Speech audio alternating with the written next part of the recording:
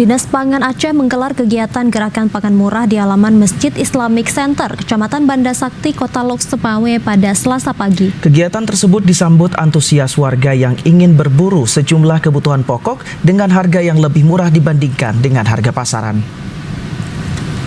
Gerakan pangan murah yang digelar Dinas Pangan Aceh di halaman Masjid Islamic Center, Kecamatan Banda Sakti, Kota Lok Sumawe pada Selasa 7 April 2026 disambut antusias oleh ratusan warga, khususnya ibu-ibu.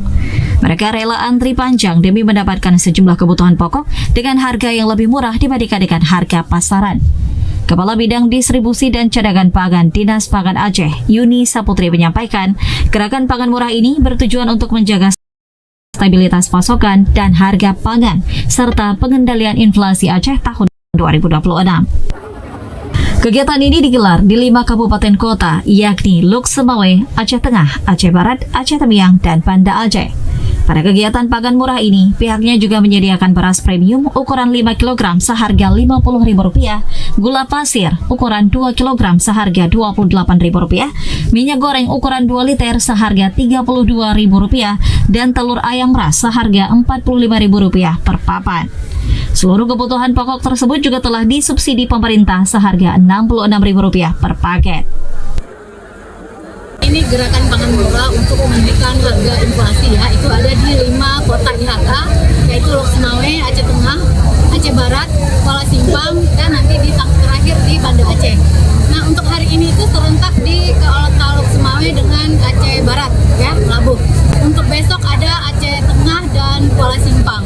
Sedangkan untuk kota Banda Acehnya di Selasa depan, di tanggal 14. Kali ini kita mengadakannya di sebulan 2 kali. Lok Sumawe kebetulan di tanggal 7 sampai nanti yang tahap kedua di tanggal 21 April. Warga mengaku sangat terbantu dengan adanya gerakan pangan murah. Terlebih saat ini harga sejumlah kebutuhan pokok di pasaran sedang tidak menentu. Mereka berharap agar kegiatan serupa rutin digelar untuk meringankan beban ekonomi masyarakat, terutama yang kurang mampu. Lebih hemat lah, lebih hemat, lebih irit, pokoknya bisa lah untuk warga kayak kami ini boleh lah. Pokoknya kalau ini apa?